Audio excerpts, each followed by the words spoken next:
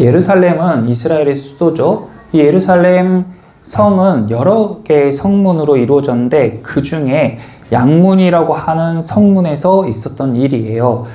예수님이 이제 명절이 돼서 아마도 6월절이겠죠. 이제 6월절이 되면 전국 각지에 있는 유대인, 하나님을 믿고 섬기는 유대인들이 다 예루살렘으로 모여가지고 소와 양을 가지고 제사를 드려요. 그래서 사람들이 거기로 다 모인단 말이에요.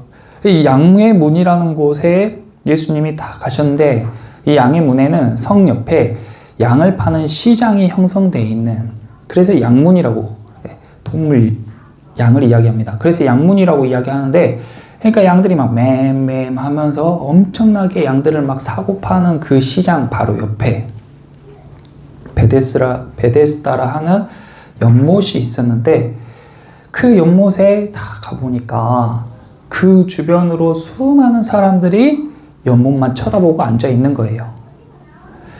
그래서 왜 사람들이 거기 그렇게 둘러 앉아 있나 살펴보니까 거기 앉아 있는 사람들이 다 아픈 사람들이에요. 맹인이 있고 병자도 있고 다리 저는 사람도 있고 혈기 마른 사람들이 있고, 그 사람들의 소망이 다 하나예요. 뭐냐면 물이 움직이길 기다리는 거예요.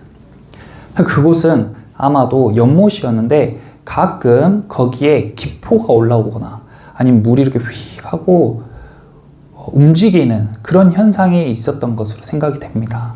그런데 사람들은 그 물의 움직임이 있을 때 천사가 와서 그 물을 이렇게 움직인다고 생각했던 거예요. 그래서 그 움직임이 있을 때 제일 먼저 연못에 들어가는 사람은 그 천사가 낫게 해준다는 거죠. 어떠한 병이든지.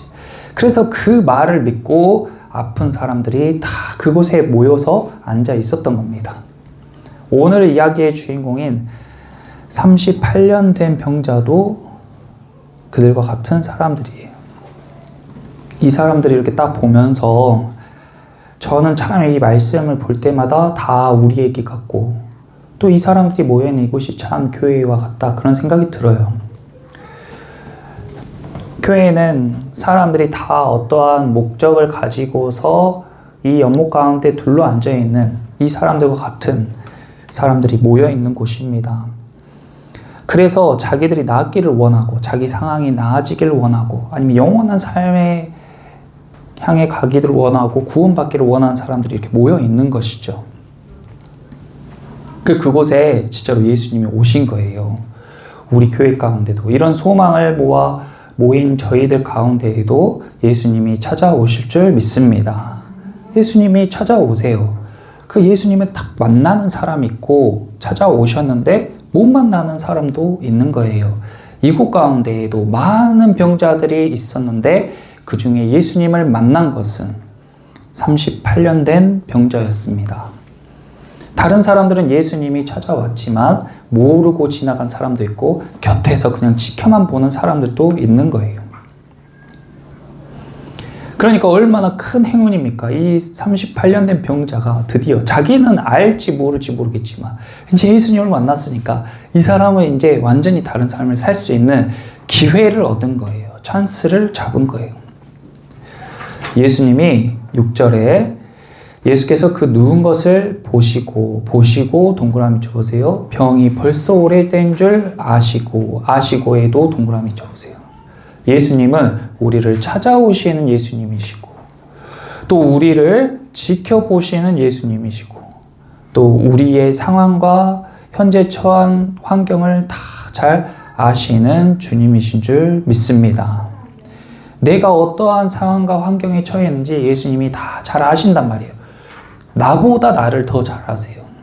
내가 모르는 나의 마음속 깊은 내면, 나의 과거, 내 기억에도 잊혀져 버린 내 말과 행동들까지 다 기억하고 계신 것이 예수님이십니다. 그래서 예수님이 이 환자를 다 보고 이 환자의 상황을 다 아시고 그를 향해 이렇게 이야기하는 거야. 네가 낫고자 하느냐? 너 지금 낫고 싶니? 너 그동안 참 고생 많았구나. 내가 너 낫게 해줄까? 이렇게 이야기를 한 거예요. 그런데 이 환자의 대답이 보세요. 7절에 예수님을 향해서 이 사람이 무엇이라고 이야기하냐면 물이 움직일 때에 나를 못에 넣어주는 사람이 없어 내가 가는 동안에 다른 사람이 먼저 내려갔습니다.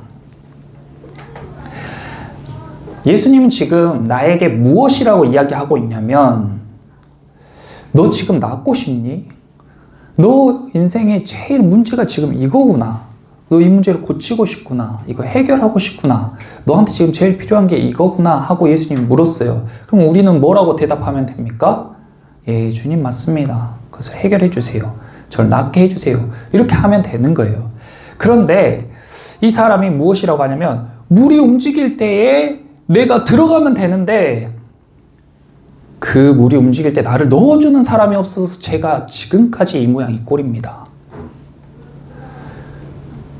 물이 움직일 때 들어갔으면 이미 나는 멀쩡하게 살 수 있었는데, 나를 들어주는 사람이, 물이 움직일 때 나를 넣어줄 사람이, 내 부모가 좀 나를 넣어줬으면, 내 친구들이 나를 좀 넣어줬으면, 옆에 있는 사람이, 이곳에 온 지 1, 2년 된 사람이, 난 38년 됐는데 1, 2년 된 사람이 좀 양보하고 나를 넣어줬으면 내가 진작에 고침받고 나았을 건데, 나를 넣어주는 사람이 없네.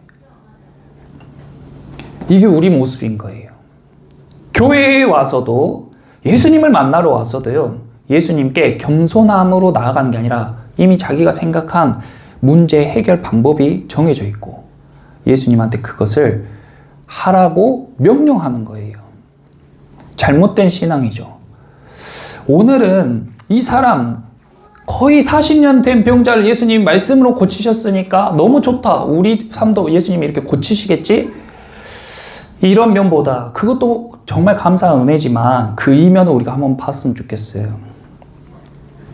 이 사람에게 필요한 게 정말 무엇이었는지, 이 사람이 예수님께 고침받은 게 마냥 감사한 일인지, 이 사람은 예수님께 자기를 움직여주는 사람이 없어서 자기가 지금 이렇다고 했어요. 내가 어려서 나의 가정 환경 때문에 그렇게 산다고 이야기하는 사람도 있고, 나에게 해코지한 사람 때문에 그렇다 하는 사람도 있어요. 아니면 나라 탓하는 사람도 있어요. 시대를 탓하는 사람도 있어요. 그런데 누구나 가장 큰 문제는 자기 자신이에요. 예수님이 지금 너가 변하기를 원하느냐 물어보고 계신 것인데, 이 사람은 내 주변의 환경을 바꾸고 싶은 거예요. 어찌됐든 주님은 8절에 이 사람에게 일어나 네 자리를 들고 걸어가라 하셨어요. 말씀하셨습니다. 그러자 9절에 그 사람이 곧 나아서 자리를 들고 걸어가니라. 예수님이 말씀하셨고 이 사람이 그 말씀에 순종함으로 이런 놀라운 일을 경험하게 된 줄 믿습니다. 예수님이 말씀하실 때 그 말씀에 순종하며 따라가는 사람, 그 사람이 하나님의 역사를 보게 되는 거예요. 이 사람이 뭐 유식하고 말씀을 많이 알고 예수님에 대해서 잘 알아서 그런 게 아니고, 그냥 예수님이 말씀하셨는데 그 말씀에 순종함으로 인해서 40년 가까이 된 이 병을 털고 자리를 일어나서 걸어가는 기적을 경험하게 되는 겁니다. 저와 여러분도 하나님의 말씀에 순종하며 나아갈 때에 이런 큰 일들, 기적 같은 일들, 놀라운 일들을 경험하게 될 줄 믿습니다. 여기까지 너무 좋죠. 여기까지 정말 너무 좋아요. 그런데 그 뒤에 딱 의미심장하게 한마디가 딱 있잖아요. 뭐예요? 이날은 안식일이니. 안식일이 주일이죠. 주일 같은 거죠. 유대인들에게 안식일은 생명이에요. 저희도 참 주일을 생명같이 지키면 좋겠다 생각이 드는데, 유대인들은 주일을 생명같이 지켜요. 예배만 생명같이 지키는 게 아니라 이 안식일, 하나님의 날이라고 구별된 이 날에 지킬 항목들이 엄청나게 많습니다. 612가지의 항목을 다 지켜요. 뭐 몇 걸음, 몇 미터 이상 이동해서도 안 되고, 일도 하면 안 되고, 뭣도 하면 안 되고, 이런 규정이 엄청나게 많아요. 그러니까 안식일에 걸으면 안 되는데 이 사람이 걸어 다니니까 이제 지적을 하는 거예요. 유대인들이 병 나은 사람한테 안식일인데 네가 자리를 들고 가는 것이 옳으냐? 옳지 않다 하고 뭐라 하는 거예요. 안식일에 자리를 들고 가는 것이 옳지 않습니까? 주일에 우리가 마땅히 지켜야 할, 교회 안에서 지켜야 될 규칙과 룰이 있어요. 그것을 안 지키는 사람을 우리는 정죄하고 손가락질하고 비방합니다. 그런데 그 비방과 지적질과 정죄가 예수님이 하시는 게 아니에요. 유대인들이 하고 있어요. 이 유대인들은 이단처럼 볼 게 아니라 같은 하나님을 섬기는 사람들입니다. 그런데 종교라는 것이, 신앙이라는 것이, 교회라는 것이 고착화되고 전통이 반복되면서 그것이 사람들의 어떤 관습으로 굳어질 때에 나오는 폐단을 보여주는 거예요. 이 유대인들은 안식일을 지키기 위해 생명을 바쳤어요. 다니엘은요, 그 바벨론의 포로로 끌려갔을 때 그곳에서 제사 드린 음식들, 아주 먹음직스러운 음식들을 다 거부하고 채소만 먹었고, 그리고 그 왕에게 절하라는 것을 거부해서 친구들과 함께 불구덩이에 던져졌어요. 그렇게 목숨처럼 지킨 게 안식일이었단 말이에요. 그런데 유대인들이 그 정신을 이어가기 위해서 안식일을 이렇게 거룩하게 지켰지만, 예수님은 그 안식일에 병자를 고치셨고, 그 병자는 자기가 고침받은 것에 너무 기뻐서 걸어갔습니다. 그런데 하나님이라면 이 병자를 보고 어떻게 생각하실까요? 야, 너 안식일에 그렇게 걸어가? 너 안식일에 그렇게 움직여? 이렇게 하나님이 정죄하실까요? 아니면, 자, 내가 너 계속 보면서 참 마음 아팠는데, 너 연못에 들어가고 싶은데 누구 한 사람 너 옮겨준 사람 없어서 눈물 흘리며 가슴 아파할 때마다 내가 참 마음 아팠는데 너가 일어나 걷는 거 보니까 정말 기쁘다. 이렇게 생각하실 하나님이신 줄 믿습니다. 우리가 믿는 하나님이 그런 하나님이잖아요. 야, 너 주일날 예배 빠지냐? 너 이제 끝이야. 착착 엑스핀 치는 그런 하나님이 아니고, 우리의 상황을 잘 아시고 우리가 어디 있든지 우리를 지켜보고 계시는 하나님이시잖아요. 그래서 예수님께서 17절에 내 아버지가 이제까지 일하시니 나도 일한다 이랬잖아요. 하나님의 마음대로 내가 일한다. 하나님이 기뻐하시는 일을 내가 한다. 근데 유대인들은 이미 하나님의 뜻과 마음을 잃어버린 지가 오래고, 그들의 습관과 전통과 관습에 얽매인, 말 그대로 종교 생활을 하고 있었던 거예요. 11절에 근데 이 사람이, 이제 이 병자를 보세요. 그 사람이 유대인들이 자기를 다 지적질하니까 이제 덜컥 겁이 나는 거예요. 그래서 아니, 나를 낫게 한 그 사람이 나한테 걸어가라고 했어요. 나는 38년 동안 한 자리에 누워있던 사람인데 나를 낫게 해준 그 사람이 나보고 걸으라 해서 내가 걸은 거예요. 내 잘못 아니에요. 이렇게 말한 거예요. 반응이. 그 사람이 누군데? 글쎄요, 저도 잘 모르겠어요. 그랬는데 이 사람이 이제 자기를 고쳐준 사람한테 죄를 돌리는 거예요. 나중에 14절에 예수님을 또 만났어요. 성전에서. 그냥 예수님이 그 사람을 만나서 또 말씀하십니다. 예수님이 뭐라고 말씀하셨어요? 14절에 같이 한번 읽어봅시다. 보라, 내가 나았으니 더 심한 것이 생기지 않게 다시는 죄를 범하지 말라. 죄를 범하지 말라. 밑줄 그어보세요.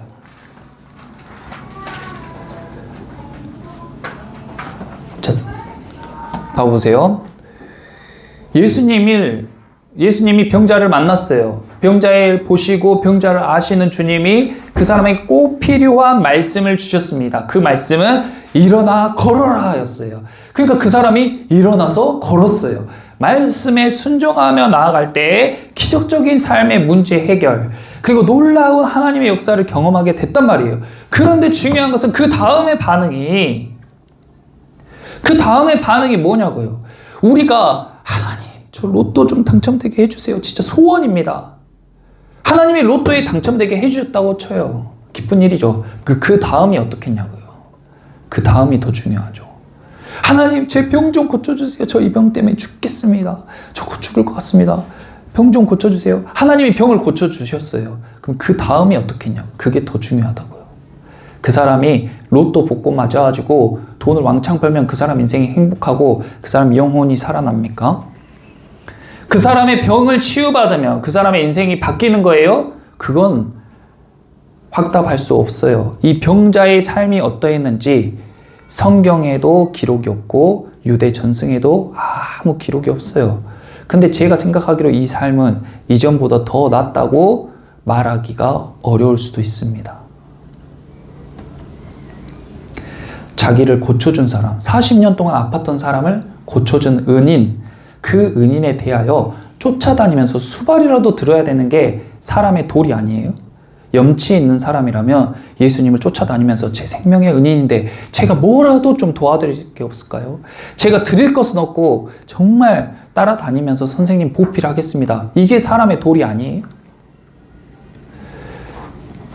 그런데 유대인들이 자기를 찾아와서 뭐라고 했다고 그 즉시로 그 죄과를 자기를 고쳐준 사람에게 돌리는, 그리고 두 번째 예수님을 만났을 때의 반응은 예수님이 이전보다 더 심한 것이 걸리지 않게, 아니 38년 동안 누워있는 병보다 더 심한 게 상상이 잘 안 되잖아요. 근데 더 심한 게 걸릴 수 있다고 경고하신 거예요. 그러니까 죄를 짓지 말라는 거예요. 근데 이 사람은 이미 나와버려가지고 예수님의 말씀을 들을 생각이 없어요. 어떻게 반응합니까? 그 전처럼 예수님 말씀을 듣고 순종을 해야 되잖아요.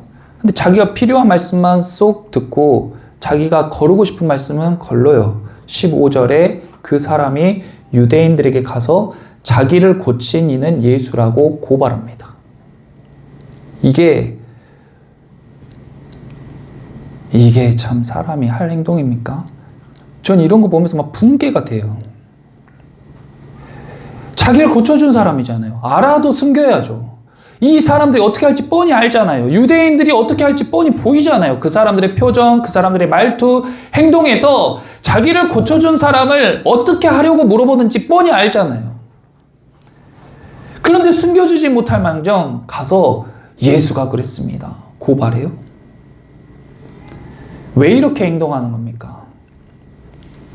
두 가지 부류가 있는데, 첫 번째는 무지하기 때문에, 알지 못하기 때문에, 자기가 한 말과 행동이 어떤 여파로 이어질지 모르니까 이렇게 행동해요. 38년 동안 누워있었으니까 어려서부터 그냥 몸만 컸지, 몸만 어른이지 아직도 어린아이 수준. 그래서 무지해서 그렇게 말하고 행동할 수 있어요. 두 번째는 자기 이익을 쫓아서, 말을 안 하면 자기가 해코지 당할 것 같으니까, 고발 안 하면 자기가 출교당할 수도 있고 자기가 재판을 받을 수도 있으니까 자기를 고쳐준 사람을 고발하는 거, 자기 유익을 따라서. 신앙생활 하는 사람들, 교회에 다니는 사람들, 예수를 찾는 사람들이 이렇게 신앙생활을 한다고요. 그러니까 정말 목회하면서 너무 질려요. 사람들한테 너무 질려. 저도 마찬가지고. 그런데 그 질리는 사람들의 말과 행동 너머에 있는 예수님의 은혜가 훨씬 더 크다. 그래도 주님은 다 알면서, 이 사람이 어떻게 할지 알면서도 고쳐주는 거예요. 이 사람이 어떻게 할지 알면서도 만나주시는 거예요. 그리고 그 사람에게 정죄하는 것이, 야, 난 너 어떻게 할지 다 알아. 너 내가 고쳐줘도 나 고발할 거야. 이게 아니고, 야, 너 진짜 더 심한 게 걸려서 고생하기 전에 죄 짓지 말아라. 진심으로 이야기해 주시는 분이 주님이신 줄 믿습니다. 그래서 신앙생활 하는 거예요. 그래서 우리가 서로 얼굴을 맞대고 웃을 수 있는 거예요. 우리가 보고 있는 저와 여러분이 실수하고 넘어지더라도 우리가 위로하고 안아주고 서로 격려해 줄 수 있는 거예요. 왜냐하면 우리가 같이 다 주님을 바라보기 때문에. 예수님은 그보다 더 하신 것도, 더 어려운 일도, 더한 수치와 고난도 우리를 위해서 감당하셨는데 이 정도는 정말 아무것도 아니고 서로를 향한 사랑이 더 클 수밖에 없는 것이죠. 그래서 17절에 예수께서 그들에게 이르시되 내 아버지께서 이제까지 일하시니 나도 일한다. 거기 밑줄 그어보세요. 내 아버지께서 이제까지 일하시니 나도 일한다. 이 병자가 행복하려면, 38년 된 병자가 행복하려면 자리에서 일어나서 몸이 고침받는 것으로 끝나는 게 아니라 정말 이 병자에게 필요한 건 뭐였어요? 예수님과의 동행이었습니다. 예수님을 따라갔어야 돼요, 이 사람은. 그래서 예수님한테 배워야 돼요. 어떻게 말해야 될지, 어떻게 행동해야 될지, 사람은 어떻게 살아야 되는지, 자기는 앞으로 어떻게 살아야 되는지 예수님과 함께하면서 계속 배웠어야 됐어요. 제자들도 형편없는 사람들이었죠. 근데 3년 동안 예수님과 동고동락하면서 예수님께 보고 듣고 배운 거예요. 그리고 나서 3년 뒤에 성령을 받으니까 그동안 보고 듣고 배웠던 것들이 다 생각나면서 다시 자기의 생각과 세계관이 탁 재형성이 되는 겁니다.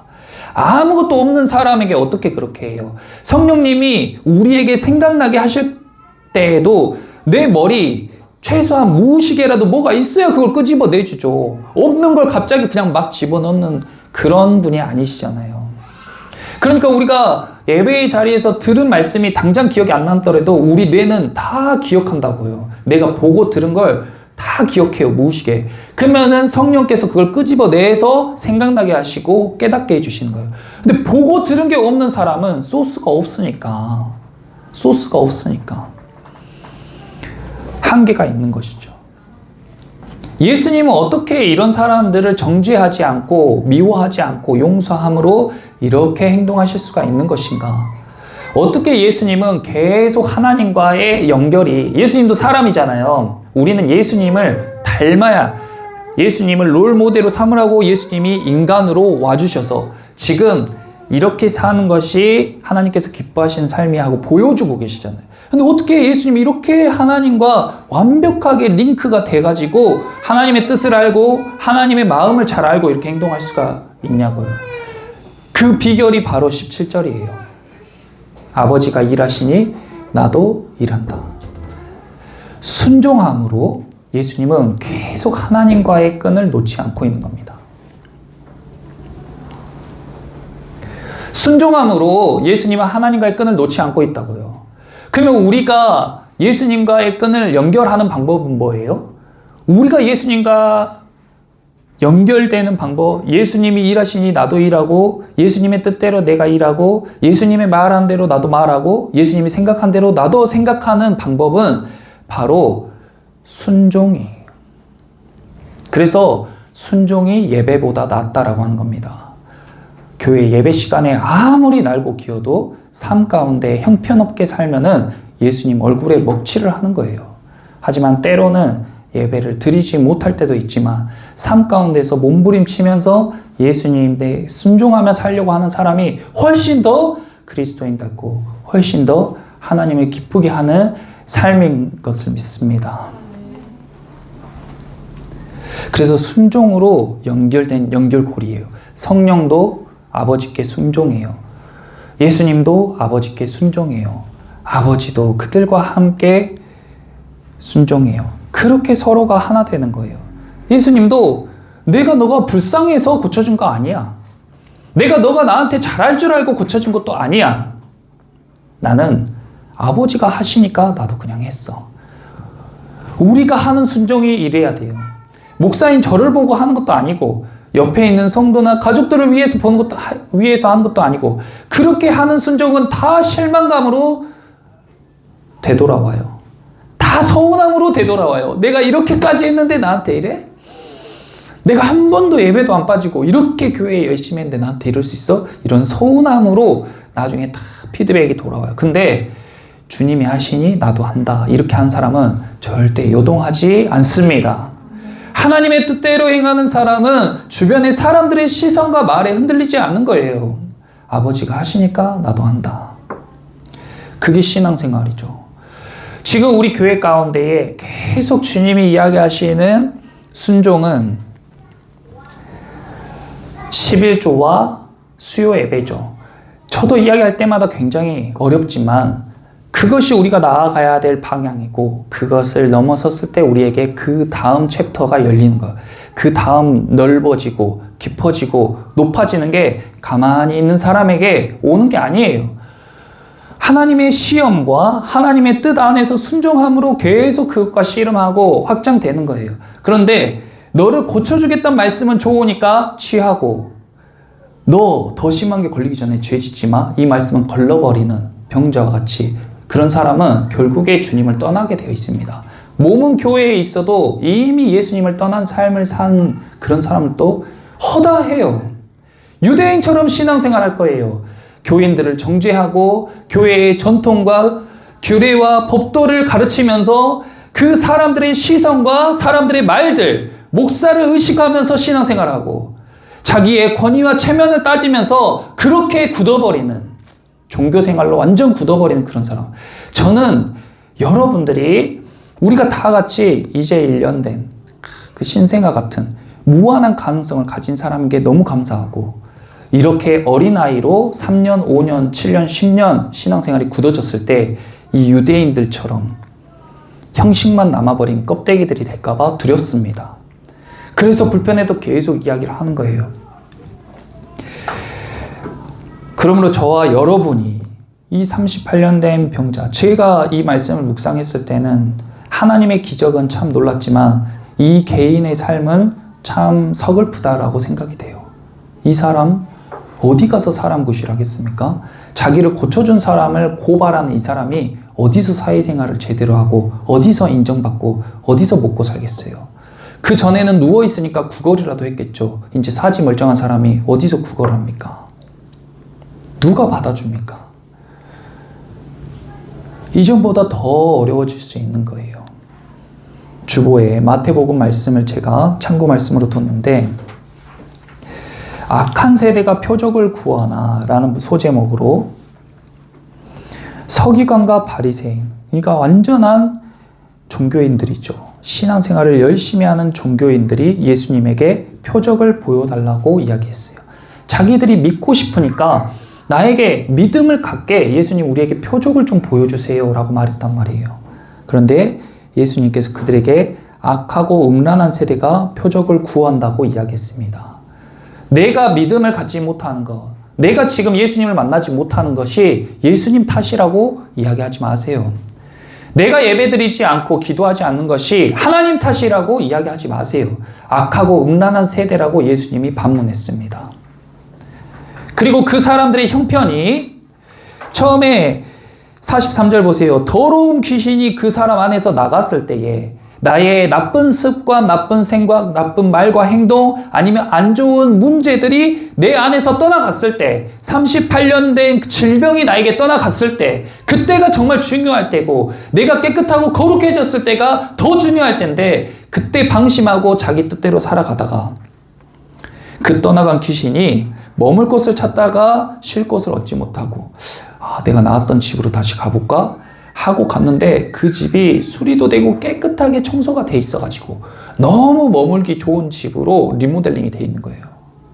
그러니까 이번엔 절대 안 쫓겨나야지 하고 이전보다 더한 것들을 7이나 데리고 들어가서 거기에 머물렀다.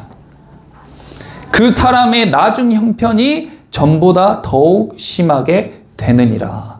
이 악한 세대가 또한 이렇게 되리라. 두렵고 떨리는 경고의 말씀이에요.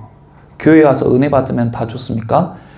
이전보다 더 하게 되는 사람들도 많이 있는 거예요. 우리는 하나님의 기적을 경험하고 내 문제의 해결을 받는 게 중요한 게 아니라 더 중요한 건 그 이유다.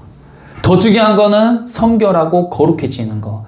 예수님을 닮아가는 것을 인생의 목적으로 둬야지 내가 부유해지는 거, 내 병이 고침받는 거, 내 자녀가 잘 되는 거 이런 것으로 기도 제목 삼고 신앙의 목표로 삼는 사람은 반드시 악한 세대와 같이 이전보다 더 형편이 어렵게 되는 거예요.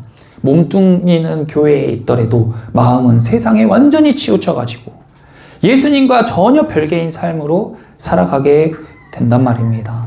그래서 예수님이 일어나 걸어라 하는 말씀도 너무 좋지만 우리가 오늘 기억해야 될 말씀은 네가 나았으니 더 심한 것이 생기지 않게 다시는 죄를 범하지 말라 하시는 이 말씀을 저와 여러분이 마음에 새기고 거룩하게 예수님을 닮아가게 예수님과 동행하면서 배우고 보고 경험하는 저와 여러분 되기를 예수님의 이름으로 축원합니다. 아멘. 우리 시간 찬양하고 함께 기도하겠습니다.